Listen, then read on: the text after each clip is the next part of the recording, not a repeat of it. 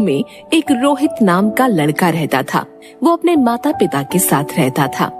उसकी एक छोटी बहन भी थी जिसका नाम था प्रेरणा। रोहित बहुत अमीर था। इतना धन होने के बावजूद भी उसका लालच खत्म ही नहीं हो रहा था। वो धन कमाने के नए नए हथकंडे अपनाता रहता। एक दिन, अरे कहाँ हो? यहाँ आओ जल्दी। अरे जल्दी आओ भाई। क्या हुआ? आ रही हूँ। इतना हड़बड़ाए हुए क्यों हो? तुम्हें पता है उस शापित घड़े को लेने के चक्कर में फिर से एक आदमी मारा गया। अरे रे, सब लोगों को पता है उस घड़े के बारे में, फिर भी लोग न जाने क्यों उस घड़े को लेने की कोशिश करते हैं। हाँ, कह तो तुम सही रही हो। माँ पिताजी, आप लोग किस घड़े के विषय में बात कर रहे हैं? किसी भी नहीं, किसी भी घड़े की नहीं। रोहित, आज काम पर नहीं जाओगे क्या? बस जा ही रहा था। इतना कहकर रोहित घर से निकल जाता है। तभी रोहित की माँ कहती है, अच्छा हुआ रोहित को कुछ पता नहीं चला। हाँ, सही कह रही हो। इधर रोहित के दिमाग में बस शापित घड़े की ही बात चल रही थी। वो चलते चलते बस यही सोच रहा था कि उस शापित घड़े का क्या रहस्य है। वो जा ही रहा होता है, तभी उसे दो लोग दिखाई देते हैं और वो उसी घटना के बारे में बात कर रहे थे। वो उनकी बातें सुनने के लिए वहाँ रुक जाता है, लेकिन रोहित को देखते ही वो दोनों चुप हो जाते हैं। आप दोनों चुप क्यों हो गए? मुझे भी बताइए उस घड़े के रहस्य के बारे में। अरे जाओ, हैं? हमें कुछ नहीं बताना, जाओ। रोहित उन दोनों व्यक्तियों से जिद करने लगा, जिसको देख उनमें से एक व्यक्ति उसे शापित घड़े का राज बताने के लिए राजी हो जाता है। अच्छा, सुनो बताता हूँ। बहुत सालों पहले इस गांव पर पड़ोसी राज्य के राजा ने हमला कर दिया था।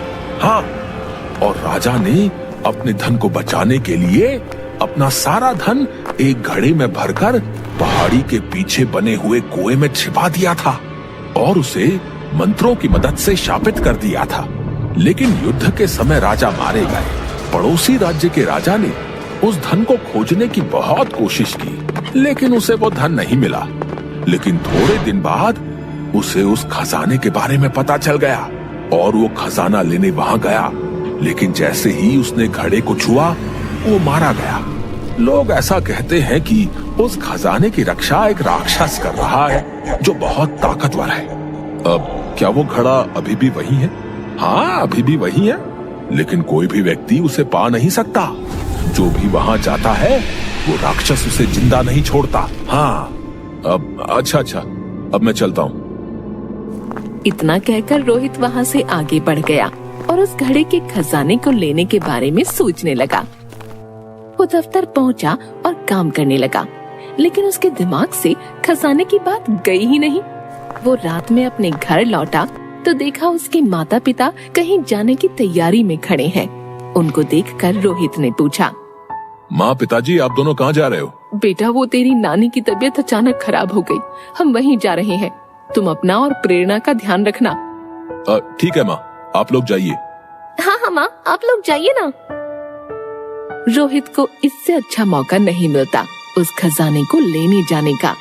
ये सुनकर दोनों घर से चले जाते हैं और इधर रोहित अपनी बहन से कहता है, प्रेरणा, चलो जल्दी से मुझे खाना दे दो, मुझे कहीं जाना है। इतनी रात में भैया कहाँ जाओगे आप?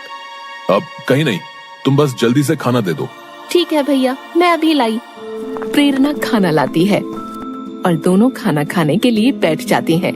दोनों खाना खा ही रहे होते हैं कि तभी रोहित कहता है, प्रेरणा, मैं खाना खाकर जा रहा हूँ, तुम सो जाना। इतना कहकर रोहित वहाँ से निकल जाता है। प्रेरणा के कई बार पूछने पर भी रोहित ने उसे कुछ नहीं बताया। उसे अपने भाई की चिंता होने लगी और वो अपने भाई के पीछे पीछे जाने लगी। और थोड़ी ही देर में रोहित उस पहाड़ी के पीछे पहुंच गया और उसके पीछे पीछे प्रेरणा भी वहां पहुंच गई। उसे पहले से ही उस जगह के बारे में पता था। उसने अपने भाई को रोकने के लिए उसे आवाज दी, भैया, रोहित भैया, रुको ना। रोहित आवाज सुनकर रुक जाता है और देखता है कि एक लड़की उसकी तरफ भागी चली आ रही है। तभी प्रेरणा भागी भागी रोहित के पास पहुंचती है। प्रेरणा को देखकर रोहित को गुस्सा आ जाता है और वो कहता है, तुम यहाँ क्या कर रही हो? तुम क्यों आई हो मेरे पीछे? भैया आपको पता भी है इस जगह के बारे में, चलिए आप यहाँ से। तू जा, मैं आ जाऊंगा थोड़ी देर में।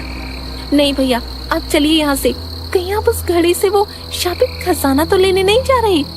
हाँ मैं वही खजाना लेने जा रहा हूँ। इतना सब कुछ तो है हमारे पास, आप क्यों लालच कर रहे हो? चलो ना। प्रेरणा ने उसे समझाने की बहुत कोशिश की, लेकिन रोहित नहीं माना और आगे की तरफ चलने लगा। प्रेरणा भी उसके पीछे पीछे चलने लगी और थोड़ी ही देर में वो उस घड़े के पास पहुंच गए। तभी रोहित बोला, प्रेरणा तुम चली जाओ। नहीं भैया आप भी चलो।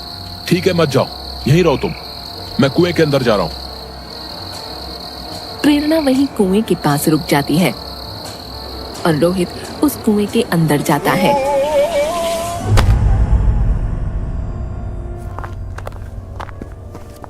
और उसके पीछे प्रेरणा भी उस कुएं में चली जाती है। रोहित थोड़ा आगे बढ़ा तो उसे घड़ा दिखाई दिया जिसमें सोने के सिक्के भरे थे। वो वहीं रुक गया। प्रेरणा भी वहीं छिप गई। वहीं उस घड़े को देखकर रोहित की खुशी का ठिकाना नहीं रहा और वो उस घड़े के पास जाकर कुछ देर तक उस घड़े को देखता रहा। थोड़ी देर बाद उसने जैसे ही खजाना निकालने के लिए उस घड़े को छुआ, बहुत तेज बिजली कड़कने लगी और ऊपर से मिट्टियों की चट्टानें गिरने लगीं, जिसे देख वो डर गया। तभी उसे एक भयानक हंसी सुनाई पड़ी। उसने डर के मारे अपने हाथ पीछे खींच लिए और पीछे मुड़कर देखा तो उसके सामने एक राक्षस खड़ा था। उस राक्षस की आंखें अंगारों की तरह लाल थीं। उस राक्षस ने रोहित को घूरते हुए गुस्से में गुर्राया। दुष्ट व्यक्ति, तेरे पास किस चीज की कमी है जो तू यहाँ आया है? तेरे पास सब है, फिर भी तेरा लालच तुझे यहाँ खींच लाया। राक्षस की ऐसी बातें सुन रोहित डर से कांपने लगा। डर से कांपते कांपते उसने कहा, मुझे माफ कर दो, मुझे माफ कर दो, मैं कभी भी ऐसी गलती नहीं करूंगा। लालच करने वालों के लिए मेरे पास कोई माफी नहीं है। तुम्हें इसकी सजा मिलेगी और इस गलती की बस एक ही सजा है और वो है मौत। राक्षस की ये बात सुनकर प्रेरणा भागी भागी वहाँ आई और बोली, आप मेरे भाई को माफ कर दीजिए, आप उसकी जान मत लीजिए, आप उसे छोड़ दीजिए, चाहे तो उसके बदले आप मेरी जान ले लो। आप इसे कुछ मत कीजिए, आपको जो सजा देनी है आप मुझे दे दीजिए। मैंने गलती की है, मेरे मन में लालच था। प्रेरणा, तुम पहली ऐसी लड़की हो जो यहाँ खजाना लेने के मकसद से नहीं बल्कि किसी को बचाने के मकसद से आई हो। इसलिए मैं तुम्हें तुम्हारे भाई को बचाने का एक मौका देना चाहता हूँ। बताइए मुझे क्या करना होगा? तुम्हें मुझे इस बंधन से मुक्त कराना होगा और तुम ही इस काम को कर सकती हो। लेकिन मैं ये सब कैसे करूँगी? तुम्हें मेरे एक सवाल का जवाब देना होगा, जिसके सही उत्तर के लिए मैं तुम्हें 2 मौके दूंगा। पूछिए। बताओ वो क्या है जो किसी के लिए और कभी नहीं रुकता, लेकिन ध्यान